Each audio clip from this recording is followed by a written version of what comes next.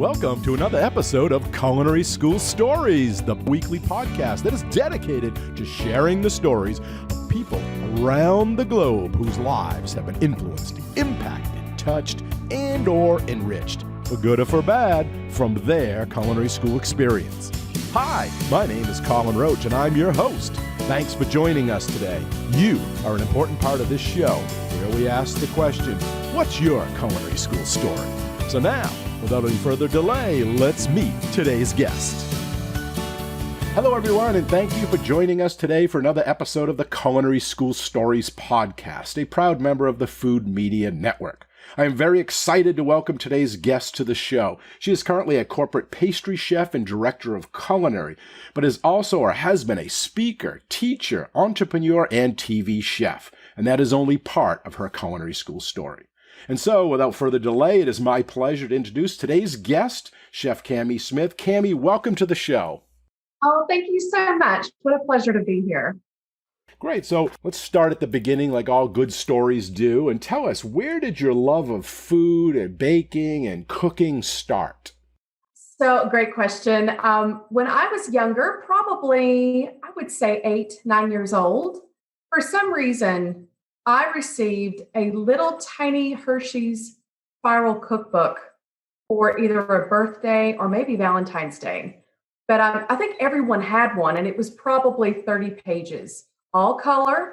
And on that little spiral, you would open it up, and it started out maybe with cookies and went to brownies and bars and, souffles and cakes and stuff. And I was just so enthralled with how beautiful everything looked. I remember looking at my mother, and I said, "Can I make these things when I get home from school?" She said, "Of course." So I always made chocolate chip pancakes and cookies with her. And then when she would make pie or cakes, I would, try to help, or at least what she would allow me to do. And we always had baked goods in the home. And so I was just a bit swarthy, if you will, because I just loved it. I loved eating it all. So, when I would get home from school, of course, I would pull out my little Hershey's book and I would just start making. And the first thing I made was a souffle. Wow. It was great. My dad helped me create this collar that we put over this crock, and it rose. It was phenomenal. And that was my first taste of like an egg white, basically just this incredible energy that took for this egg white to rise. Like I remember eating that with him and I went, "Dad, is this fancy?" And he was like, "Oh yeah, this is." So that was where it all began.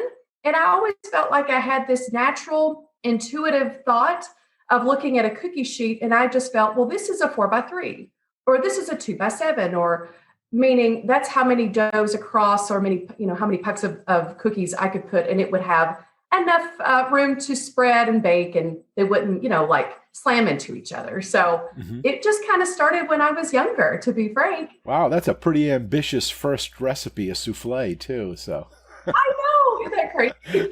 But it definitely speaks of my daring personality at times. And sometimes I just want to jump in all fours. So great. So then you kind of went on to culinary school, right? So how did that happen? Did you start in high school, or did you always know you were going to culinary school? Was it an afterthought? And then how did you choose the culinary school that you did?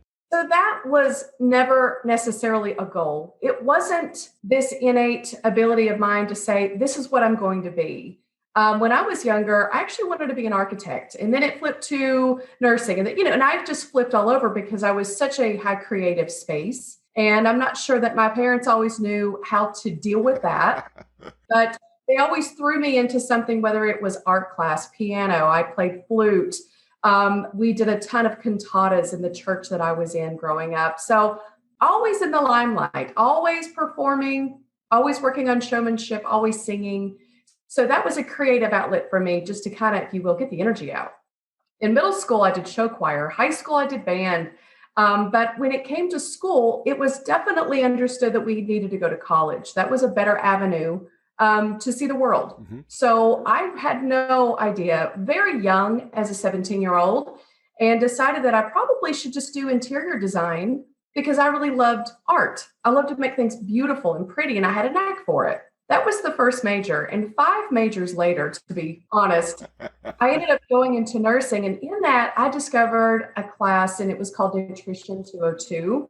I was fascinated by micro and macro minerals, vitamins, how the GI tract knew, and everything just came together. And so that was basically opening the door to food science. Had no idea what food science was at the time. So this was at Tennessee Tech. So my undergrad, I ended up graduating with a BS degree in human ecology, concentration, food nutrition, dietetics. Wow. But my concentration within that was food service administration. I loved being in that kitchen, working with the kitchen ladies. I loved being able to create volume food.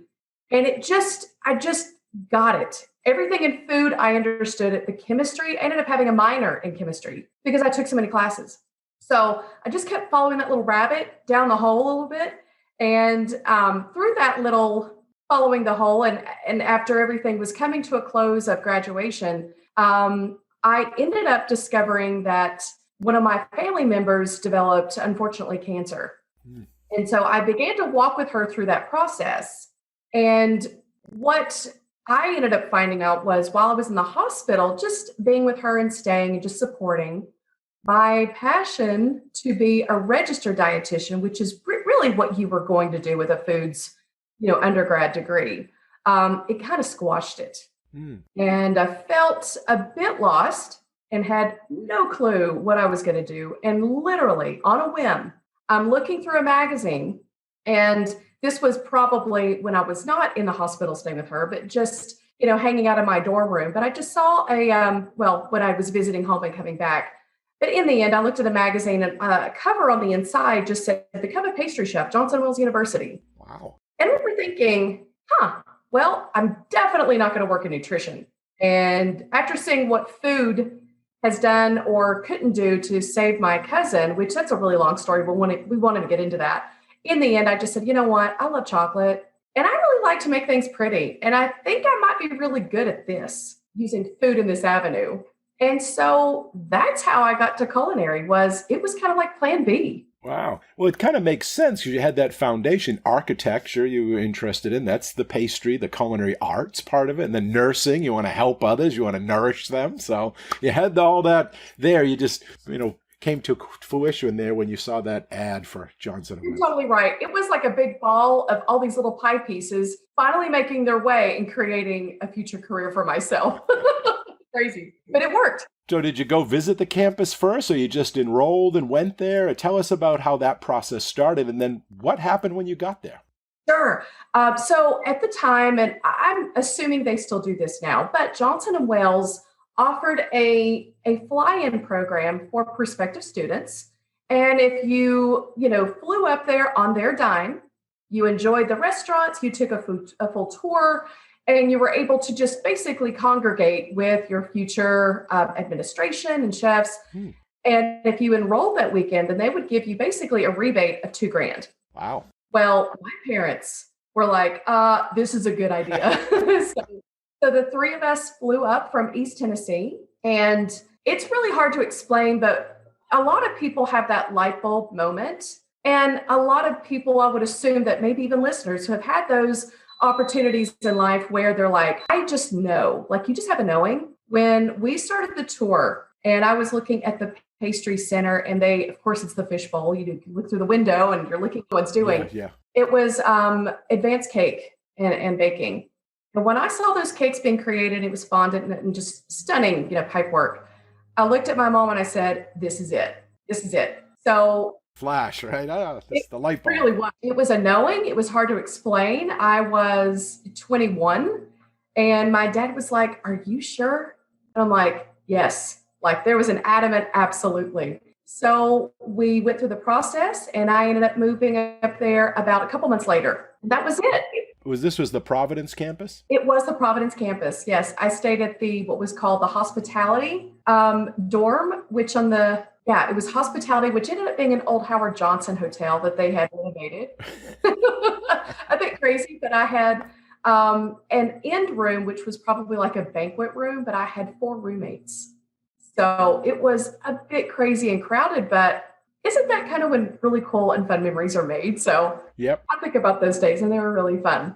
So you went there for baking and pastry. It wasn't Correct. for culinary arts. Correct. And so what was day one? You had to get your uniforms, and they gave you a toolkit, and then you went to class. Did you have labs first? And what was that class? Well, I had a very unique situation where, since I already carried an undergrad degree, I opted, or they basically just took me straight into practical or lab work. I didn't have to take any lecture classes because a lot of I think a lot of listeners maybe not know that, but most culinary schools do have that garnish your degree or some program like that, where if you already bring in one, all those credits for the academic type classes will transfer, and you just have to take basically the lab classes. Is that right? You are correct. I was able to get the Associate's BPA Baking Pastry Art degree or associate degree, which would normally be a 2-year program. I got that in 1 year. So, I mean, it's not good or bad. It just was my situation. And I was quite grateful because I was an anxious little Nelly to just jump in and,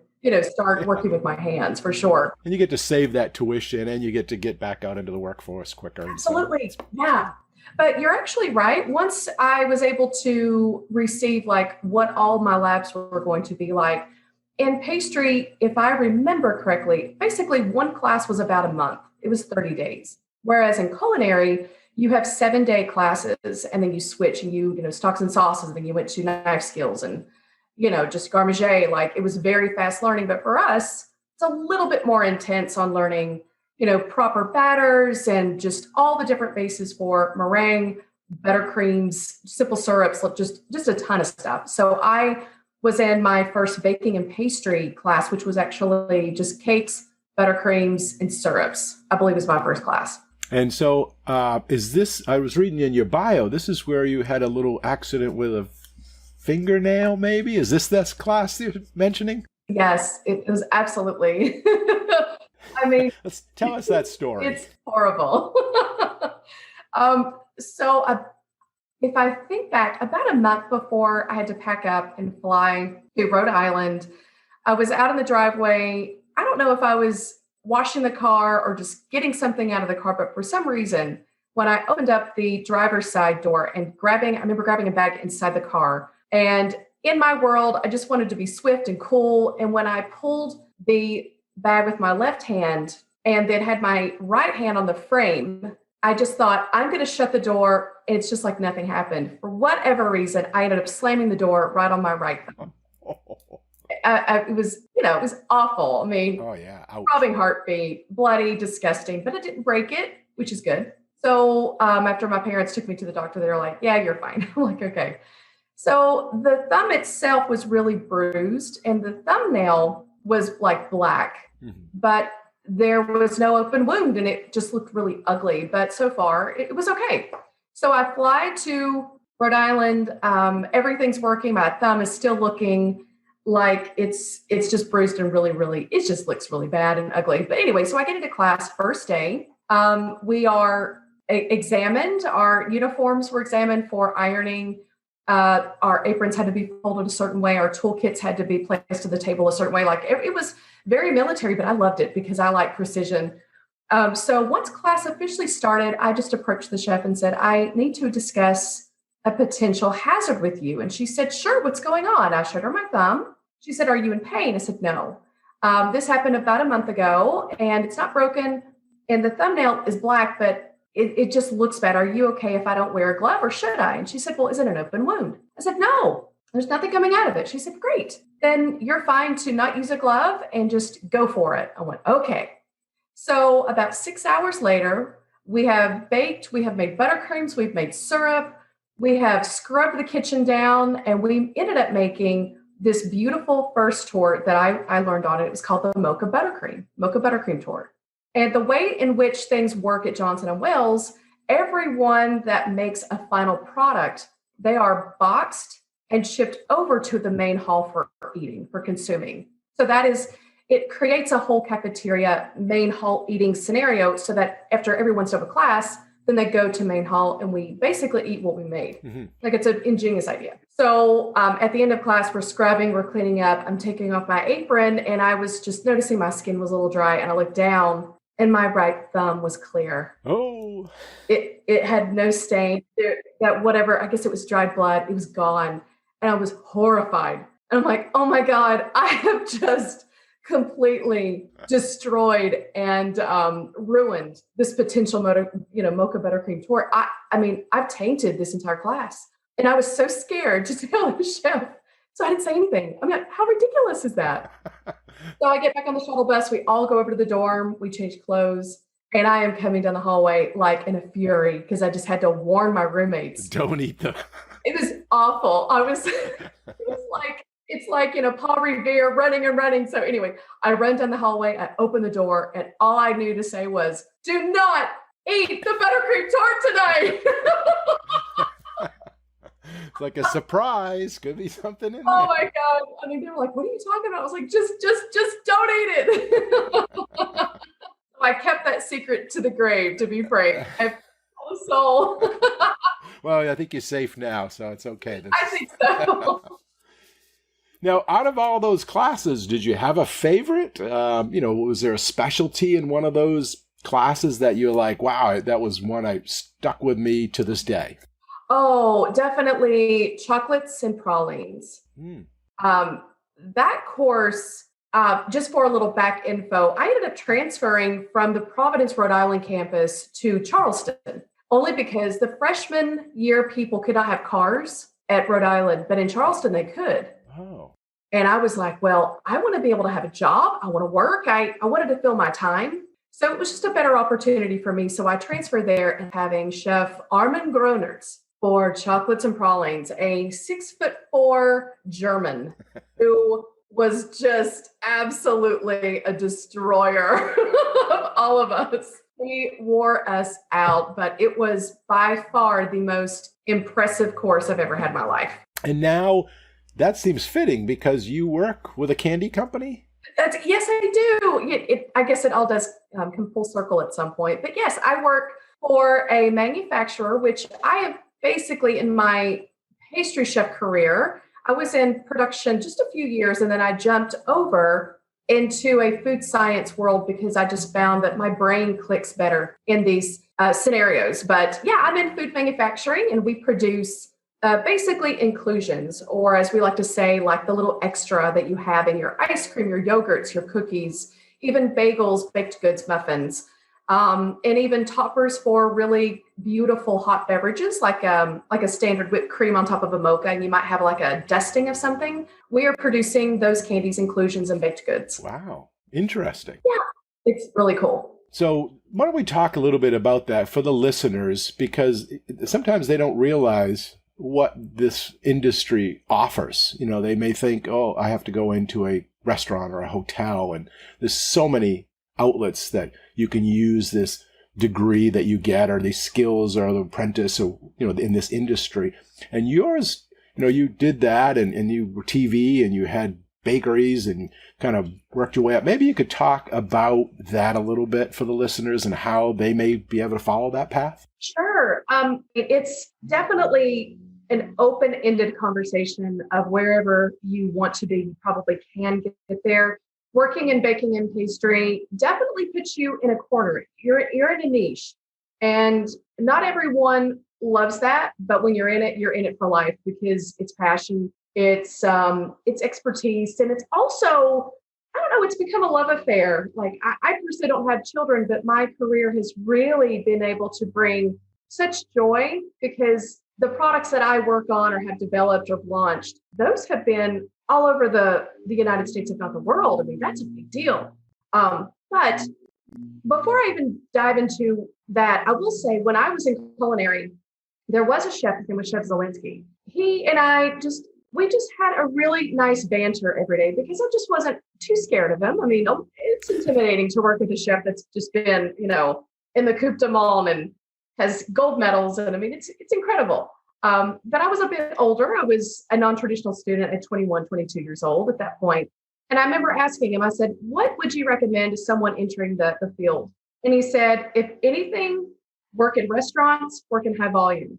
After that, choose what you want to do. But just get those types of works under your belt. And I would definitely say that to everyone, unless they are very, very specific on the type of work they want to do. It is vital to understand just the workings of a restaurant, the hours, the labor, and the precision that it really takes. And high volume, which I personally really excelled at, working in a team effort is huge. If you don't know how to almost put down the pride and ego a little bit, work with the team and create something together, you're going to have a hard career. That's probably the number one. But working in high volume, you understand that creating 1,000 plates at the speed, well, you want to create one plate in the speed of 1,000, and you want to create 1,000 plates at the precision of one. It's a big deal for us. So once you kind of get that expertise, then you can jump and do anything you want. Now, all the stuff I've done, it's just things that have crossed my path, and I kept saying yes. That's it. It wasn't any of these major goals that I just had in mind. I just knew I wanted to keep reaching a level of excellence. And there was a chef that really pulled me back one day and said, if you want to be perfect, you're going to fail. So stop. I'm like, oh God, you're right. I just beating myself up because I ruined a japonais, which is an egg white and nut mixture, and couldn't get it right. And I kept, messing everything up. And he said, stop, just stop, take a breath and just keep reaching a level of excellence, because we can always learn. And I said, you know what, you're right. So with all that said, now I'm in a place of corporate, which a lot of people would call a sellout. You're not willing to work hard. You don't want to do the hours. And it's like, is that true? Or it's a different type of work now?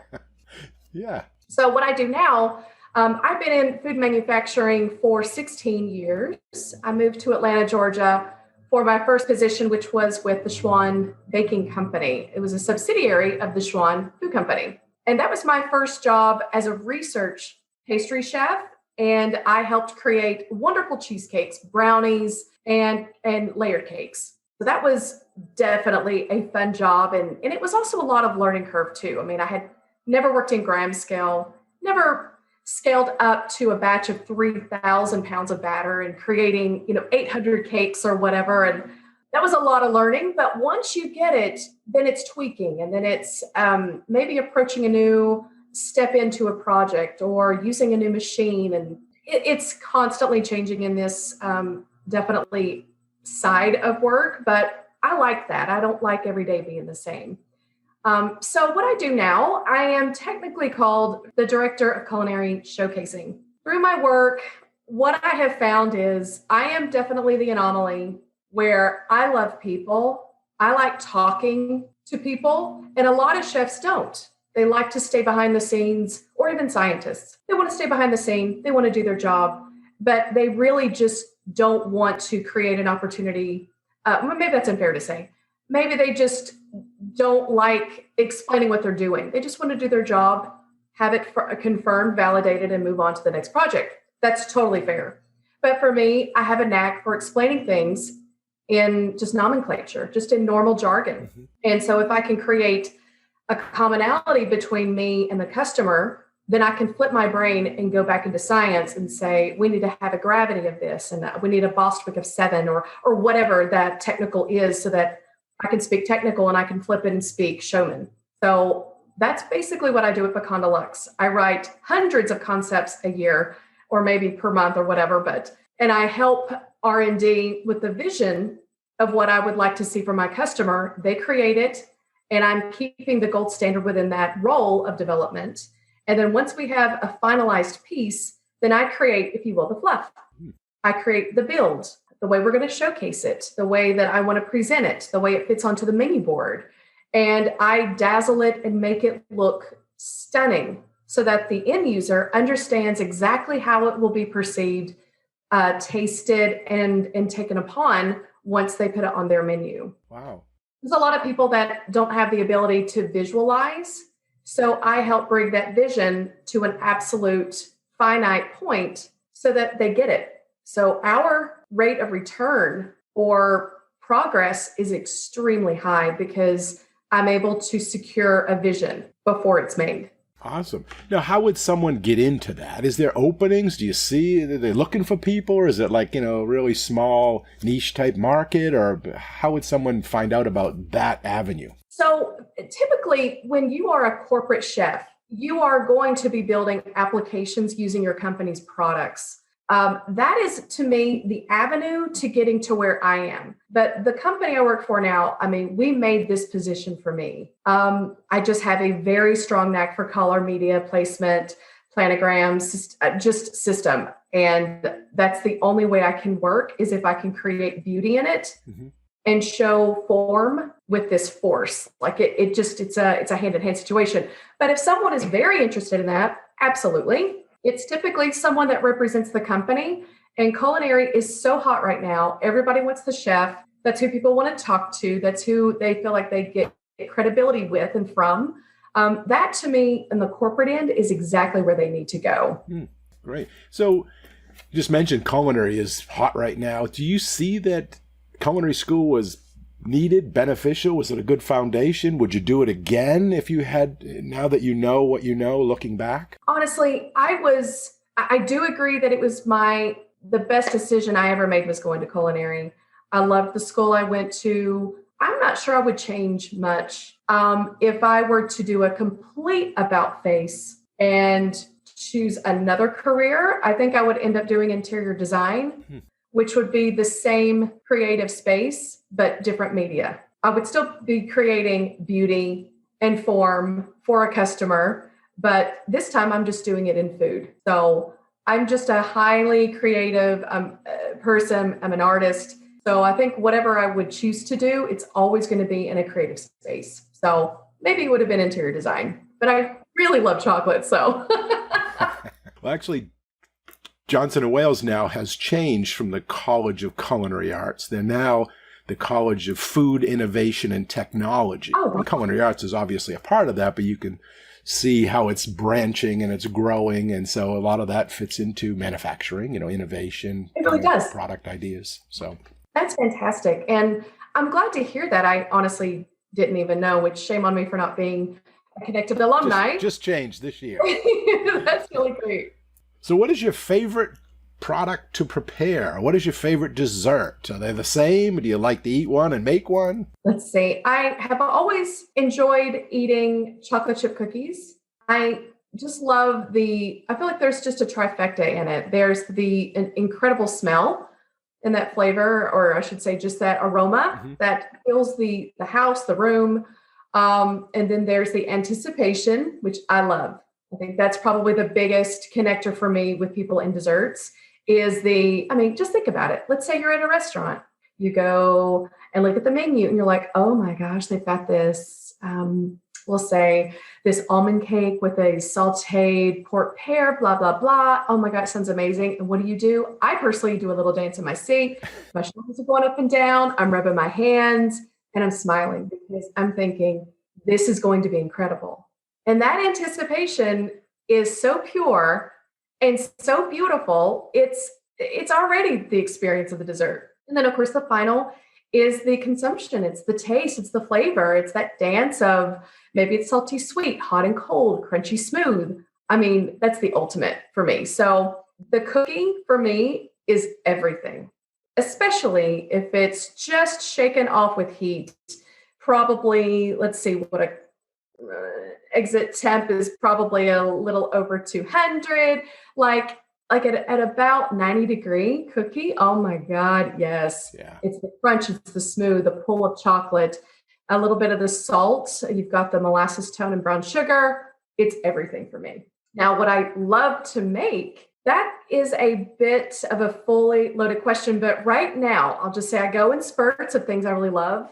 Right now, I would say I love perfecting the cheesecake formula that I've used for years.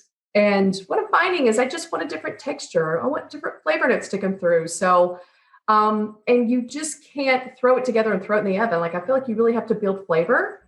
And I just finished creating a new crust and it's so crunchy. And then once it sits in the refrigerator for like 7-10 days, it does not absorb hardly any liquid. It doesn't get like sticky tacky, the connector of crust to batter. So right now I am loving to do what we just call slow baking. It's just a very slow, low temp and gradually completes it to, about between 160, 170 degree internal is what a cheesecake finishes at. So I would say that's what I'm doing right now as far as my favorite. And that, it is a hard question because I get that all the time. It's like, oh, what's your favorite dish? Or what's this? Like, we have just one, right? Or a chef. Exactly. It depends. There's so many variables to that question, but right. So talk about influencers, because you influence people now. You influence people you work with. You've reached that level of status. Who is an influence to you? Can you name 1, 2, 3 people that influenced you either personally or professionally as you were coming up through the ranks? Yeah, it's such a humbling thought that I'm influencing others. I honestly have never really thought about it. I just wanted to keep my nose to the grindstone and work and just be honest and be very true to myself and not get really too caught up in the world of you shoulda, coulda, woulda, or you're a female and you better, or whatever. I just never wanted to be major squeaky wheel. Not that that means be silent. I just thought, do your best and be proud of yourself and, move on. But I would say the first person that really pops up in my head would definitely be Dr. Cunningham. She is a registered dietitian, nutritionist. She's gone the whole ranks in education. And she was my, I guess you could just say, guidance counselor, mentor, and also professor while I was an undergrad.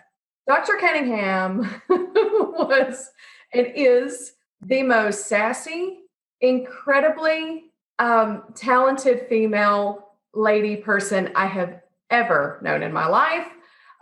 If you were a student under Dr. Cunningham, we were held to a very different standard than if she just taught a class. Like, her students didn't dress like crap. Her students didn't make C's on exams. Her students, we were not lazy on weekends. We had to, I just felt like we had like this mother figure that refused to accept less. Wow. I know. And if you talk to anyone, actually, there's a few of us from college that still talk about Dr. Cunningham. And I've gone back to see her, and she still hits her little finger up and goes, "You got to get that master's. You got to get that master's." I'm like, "Oh my God, Dr. C, let it go." She went, keep learning. Like, even as an accomplished person, no, even you can keep learning. I'm like, you're right. So we'll see what happens in my future. But that would definitely be the first person. She sounds like a great person to have behind you. Oh my gosh. Motivating yes. and pushing you. Absolutely. The second one is, if we go back to Johnson & Wales in the chocolates room, Chef Gronert, I had a moment in class where he was tricky. In chocolate, you temper, which just means you take it from a high temp, you take it to a lower temp, and you're moving it and making things crystallize. Okay, no big deal. But he would trick our classes and throw the thermostat up to like 80. Some days he would throw it down to 60, and just really training us to be able to temper in almost any or all conditions, which was brilliant. Wow. So I was with a team, and I just felt like no one really knew what they were doing. And I was a little pompous little, princess. And I felt like I knew exactly what we needed to do, and nobody would listen. And I just had a hard moment. And I was mad because once we were doing an almond praline, and once you temper, add your product, stir, you begin to deposit. And by the time on your parchment paper, when you've started depositing the first praline, by your 7th or 8th, everything has set up and you see a matte finish, no streak, no line, no blemish on that chocolate. And ours wasn't setting up. So we had to scrap all of it, remelt, retemper, and it didn't work the second time. It didn't even work the third. Oh. It was such a crapshoot day. I just had it. So Chef Gardner walks over to me and he said, "What's wrong with you? Miss Smith, what's wrong?" And I said, "I'm just really, really mad at my team right now." And he said, "Mad at your team? What are you talking about?" And I said, and I told him what happened. He goes, "Go out to the dumpsters." So he led me out of class. I went to the back dock. I'm on the pad and I'm crying. I just think about this. It's so silly, but in the moment it was everything. It's all my life was chocolate. And I'm bawling. And I came back in and no one was in class. It was the end of class. And so I just walked up to him and I said, "I'm really sorry that I got emotional." And he said, "Never allow your emotions to run your day because you just missed the assignment for tomorrow." Wow. "Well, what is it?" He goes, "That's your problem." Wasn't a lot of empathy there, huh? It was like, what? Oh my God. It was like I appreciated the moment he gave me, but it was my fault. I allowed my emotions to rise. And that was a big lesson for me. So that's definitely mentor 2. And mentor 3, In my professional world, I would say there's a gentleman I had as a boss. His name is Bernie. And Bernie and I really connected. He is a marketing guy, very quantitative, technical. Things were by number. There was no middle ground. There was no gray area. It was yes or no, or on a scale of 1 to 10. And he helped me create a more qualifiable performance in my work. And it wasn't, hey, Cami, did you like your work today? Yeah. It wasn't enough for him. He was like, on a scale of 1 to 10, how do you felt like your performance did today at this presentation? And I would be like, I'm probably like a 6. He's like, I disagree. Huh. Why do you disagree? Well, you were on time. Your product was phenomenal, blah, blah, blah. But I did notice that you were fidgety. So what can we do to enhance you to be not so fidgety? And I'm like, oh my God. Wow. It was just such great critique, but in a positive tone that he allowed me to accept that failure wasn't even in a conversation. It's just critique. It's chess. It's small maneuvers to an end goal. It's about learning and growing and continuing the journey. Learning and growing. Absolutely. So Bernie was a very strong pillar for me and helped me to lay personal things aside. It wasn't emotions. It was just personal goals. It was, let's just be in the moment. Let's talk about this exact act. Let's put it on score, and we'll come back in a month and see if you feel better about it. And sure enough, I was getting to where I was saying, I think like I gave myself an 8.2. And he's like, oh, an 8. I like that. And I was beginning to have more faith in myself on my performances, because if anyone is a performer, you're the first one to say, I did awful today. And I don't say those words anymore because there's always a slight improvement, but boy, you're better than yesterday. So Bernie's definitely the third. And I mean, there's so many, but those are the 3 that really come to mind today. That's excellent. That's good. That was great people. Let's talk about being a female then, because you mentioned that coming up through culinary school in the industry and, careers that you're in now, corporate levels. Have you noticed anything that would, the barriers, the glass ceilings, were you treated any differently, or did you find it, no, it was same, male or female, do the work and get the goals or get the rewards? Yeah. I can't say I was always 1,000% obvious or observant of or aware of things that occurred. I honestly never got myself into a situation where I felt that I needed to speak up, because I just kind of did as I was told, but it was a chef situation and in a brigade. I never ever felt that I was overlooked. I just knew that I had nowhere to scream and yell and be abrupt when I was still in a level of pastry cook learning. So if I was working with a bunch of guys, honestly, I just leaned on them like brothers. And I've always created a family connection with people. So when I felt like I needed to prove myself, it wasn't necessarily to the team. It was always to management. And what I found was, if I approached my male chefs and said, this is what I'd like to do, this is why, and this is, and for instance, if I wanted to enter a competition when I was, whatever point, they would say, I love it, go get it, win it for us, sounds good. It was just an automatic yes, or they didn't need a lot of details, because quite frankly, I don't think I really knew all the details. When I would tell female chefs or, management, I felt like it was always, are you sure you want to? Are you sure you have enough time? I felt like did you just take me at my word? And although I understand maybe nurturing was coming into that, but at the time, I just felt like I wanted to always talk to male chefs more, because they gave me clear answers. They were direct. But really, I think just more female chefs that I've worked with, I think they just wanted to make sure I was good, not taking too much of a bite in my career, that I could actually complete it. It's such a different way to approach conversations, but they still had the same intent and goal. And honestly, they were both wonderful levels of management. It was just different ways of managing, Yeah. Glass ceilings, yes, I'm sure that they are there. I'm sure that I was probably in situations where I wasn't paid as well or given the opportunities. But to be frank, I really don't recall much, because I really don't know. It's such a horrible answer. In culinary and baking and pastry arts, you are such a team. It's just never I. If you have a problem, you work with your team. You support each other through the thick and thin. I wasn't in a situation where I was in a corporate system like, affluent work, the lawyer, the doctor, even in nursing, I'm sure it's there too. I mean, that's a huge. But like the team is like, pull your weight, no matter who you are. We're a team. We got to get this done. We have goals, and it's like we don't have time for the other parts of it. You're exactly right. I do recall a time when I was working at a resort, and I didn't really understand that all your appendages are potentials for helping yourself. And I was working with a chef, and his name was Chef Greg. And I said, hey, can you get that door for me? And it was the walk-in cooler, and I had probably a 15-pound batch of raspberry sausages made. He looked at me and said, get it yourself. I'm like, how rude. And he walked over and he said, look, if you don't learn how to use your knees, elbows, your butt, your back, your head, like you're never going to make it. I'm like, what do you mean? And so he said, it's common sense.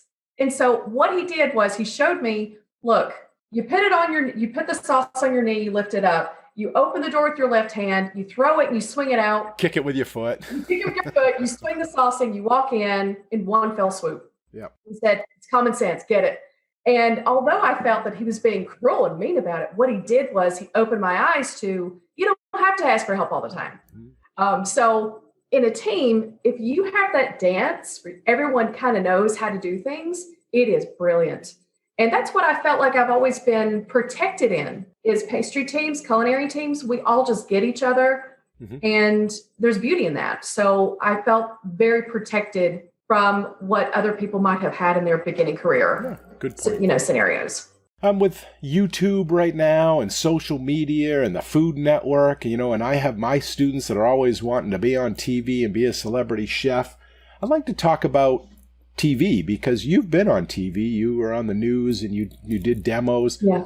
How was that in your experience, and how would you guide or recommend or advise somebody that wanted to get into that, how they could maybe pursue that part of the industry? TV is a different animal. What people see is the person on screen.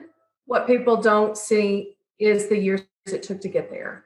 A lot of people assume, well, when I get out, I'm going to be a star, and I commend that. I mean, that is confidence I did not have getting out of school. But if that's the goal, I think it's wonderful. They would definitely be doing themselves a disservice if they did not get some type of experience, whether it's acting courses. You want to be able to always deliver clearly, correctly, whatever that looks like. Not that you have to be in acting courses, but it sure does help to understand how you look to people, how your words are perceived. Is my accent really bad? Things can be altered, but of course you don't want to change who you are. But there is such a thing as stage presence. So I would encourage the students, the people that want to be on screen, start recording yourself.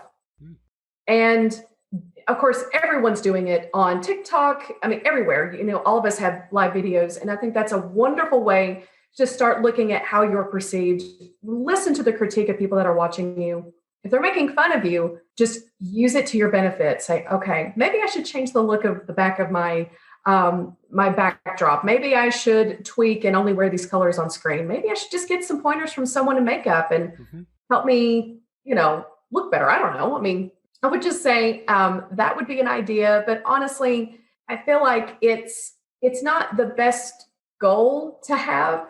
Is like, I just want to be on TV, because influence is important. It's sacred, and it's definitely should not be taken lightly. I would say if your intent is to help and serve, go for it. If your intent is me, you might have a little bit of a few snags here and there, because if you just approach with the wrong intent, I feel like sometimes the result may not be what you want. And I don't know if you found, but I have, when I've been on TV, it's a lot of work. There's so much behind the scenes before you get to that camera part that I don't think they realize it's a lot. You know what? You're exactly right. It's showing up at the studio at 4 a.m. It's setting your space and, oh, sorry, some of the anchors were really hungry and they ate your product. Oh, sorry, looks like our oven isn't working. You have to figure it out. It is every potential case scenario you could ever think of will probably happen. And it's majority of the time will be on camera. So yes, always have backups. You have to just build scenarios. You always have to have the middle look, if you will, like your beginning mise en place, the middle, and then an end result or whatever you baked or cooked. You're cooking on screen. What if your pan flashes? What if, oh yeah, like it's such a difficult thing to do is cook on live TV. I don't know if I really wish that upon anyone. No. And sometimes they cut you. Like, we're supposed to give you 5 minutes, but sorry, breaking. Correct. It's like, what? I think my show was just 3 minutes. That's it. I had 3 minutes to explain who I am, what I was doing, how I was doing it. And then this was the result. And somehow I got a song in all of this stuff. Like crazy. Plus they had me stand on books or a stool because I just wasn't tall enough for TV. Wow. Yeah, I'm a short little thing. So now you're going to be an acrobat while you're doing exactly. your demo. Yeah, and also that training point that you bring up is a good one as well, because we've actually started at Johnson & Wales, which one of the ones that I teach is food media presentation skills for the culinary student. Oh, wow. And it's just because of that. And it teaches them how to do video, how to do podcasts, how to do blogs, how to do food styling, food photography. It's an elective class, but for those that want to go maybe that route or toy with it a little bit, at least it offers them a little bit in there so they can see all those points that you just brought up. Like, what are you wearing? How should you stand? What is your personality or accent? All of that comes into play and they get to actually review. That's incredible. I wish that was part of my curriculum. I really do. That's awesome. Good for them. Good for them. So there's outlets out there, but I'm sure there's other media training type classes, 1-day classes and stuff that people could take. So I guess if you're into that or want to explore it more, maybe some of that training would be good. Or as you mentioned, just get on video and put it out there and get some feedback from someone. Yeah, when I do videos for Pecan Deluxe, that's the company I work for. It's definitely that scary moment after you finish it, and then I send it to the team, and I'm like, "What do you think?" And it's oh gosh, I hope they like it, but it's either I'm being the worst critic of myself and what I thought were weird, odd moments are like, no, the timing was great. Your cadence was perfect. We are going to clip this and that. It was too long, but overall, good job. Yeah. What I'm finding is it's not about being 100% presentable and anchor level amazing. People just want connection. Mm-hmm. People just really, at the end of the day, want to feel that this girl called Cammie on a screen is approachable. It's the things I'm doing are not held secret to the ground, that I am just providing opportunity to learn and inspire. Inspiration for me is a big, big deal, because without it, sometimes we just get lost within ourselves and have no goals. So I think being yourself and just being able to understand that sometimes, you may flub up or have a little misstep. You can always correct it. But at the end, just, you just want to be relatable, I think is a big deal on camera. Yeah, I agree. Be real, be sincere. It will come through on the camera. Yeah, I agree. Great. So you mentioned your company and some of the advice. How can someone get a hold of you? Or could they follow you on social media? Or is there a website that they could access? Yes. There's a few spots they could always go to. First, I do work for a company called Pecan Deluxe Candy, and that is pecandeluxe.com. Once you're on the site, and I should say on Deluxe, there is an E at the end of it. So it's DELUXE. Okay. So pecandeluxe.com. When you're on the landing page, you'll just see a particular, there's a red bar in the middle. You just click on inspiration, and it's a drop-down box, and you see Cammie's Corner through that, and you can find me there. But I'm also on Twitter. So where can they find you? So they can find me on Twitter. I am Chef Cams. So it's CHEFKAMS. And Chef Cams or Cams is a word or a term that a lot of chefs in the industry call me. And I figured that was just really easy to find me. So they can always find me at Twitter at Chef Cams, or our website, which is www.pecandeluxe.com. And on the red bar on the landing page, you can find it under Inspirations, and you'll see Cammie's Corner, and that's where you can look at my work. You can always do a contact us from the website. That's where those videos that you were just mentioning are posted? Yes, videos and different things like that. I'm also on LinkedIn. I'm on everything, but I would say the two major spots are website and Twitter. And I am always posting on LinkedIn, which of course is Cammie R. Smith is my name on there. Great. Now make sure I put those links in the show notes. So if anyone's listening and can't remember them, they can always go back and get those links there. Yeah, I would be flattered. I'll talk to anybody. Well, great. Well, as we come to the end of our chat today, and before we wrap up, is there any last-minute advice or guidance you want to leave with the listeners, something you want to share? Oh, goodness. There's so much to say. First of all, I've really enjoyed my time with you and just talking about these steps and the ladder that I've, been on with this career. And honestly, it's my life. It's been a really cool, crazy ride. But what I would say is whatever you choose in whichever field of food, which there's so many now, and I'm so envious of those that are just now stepping into the world of food and beverage, if you will, just to kind of, say it as more of a blanket statement. There is almost every opportunity, of work that they could do. And they can go so niche into creating specific flavors as a flavorist, all the way up to creating machines that can do something to create a new looking pie. I mean, just, the world's wide open. But I would say in all of it, no matter what you do, always follow that gut feeling. There's just something to be said for your personal intuition. And even though it's what you feel like you should do, when you know in your gut it's wrong or something just doesn't feel right, just follow that. That's just your little self telling you good or bad things are about, well, not good or bad, but just better for you or not so good for you. I'll give you a quick example of following the gut. I was creating a wedding cake and I used the wrong starch system for the batter. Didn't really even realize that I did, but I did. And what I found was my cheesecakes were weeping terribly. I'm talking, they all looked like they were crying, just water dripping out. And I was heartbroken because this bride really needed this cake, So I'm crying in the kitchen. I'm trying to get things to stop watering. It won't stop. And I remember thinking, can I just get this water to stop? Like, just stop it already.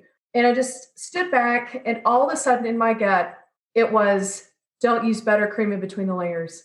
Don't use buttercream in between the layers. And I went, oh my God, yes.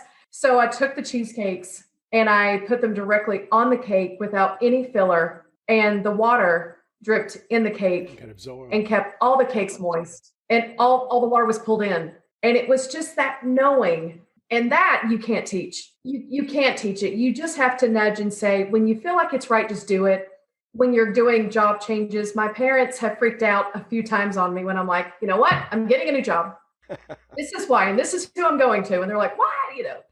But when you know it's right, it's right. So I would just consider and to be very clear on following your gut. And I would say the other maybe level of advice is never be afraid to be who you are, ever.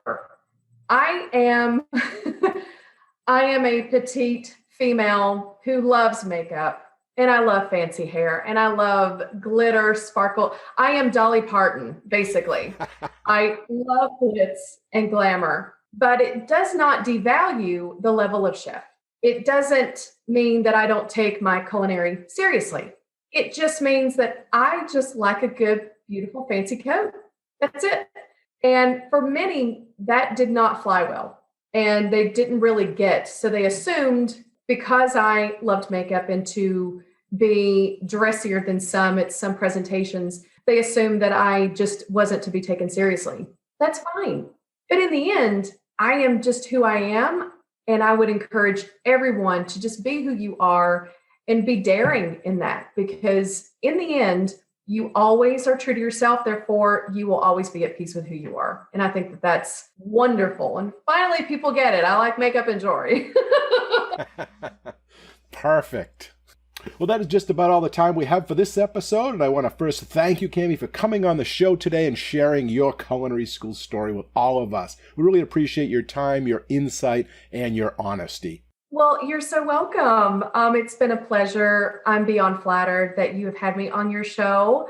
And thank you for creating a really neat and wonderful and inspiring space for me and for those that are listening. So thanks so much. Well, thank you. Again, I enjoyed our chat. Bye-bye now. And a big thanks and appreciation also goes out to all of you, the listeners. We hope you enjoy the show and this episode. You all are a big part of this show, so please let us know what you think. Your comments are always welcome, and they help us in making the best show possible. You can email them to culinaryschoolstories@gmail.com. That's culinaryschoolstories@gmail.com. Or even leave us a voicemail at area code 207-835-1275. That's area code 207-835-1275. And if you like the show, we have a big ask of all of you, and that is to share the podcast with everyone you know and to give us a positive rating and review on Apple Podcasts. Okay, until our next Culinary School Story, take care and be well. Bye-bye. Culinary School Stories is a proud member of the Food Media Network.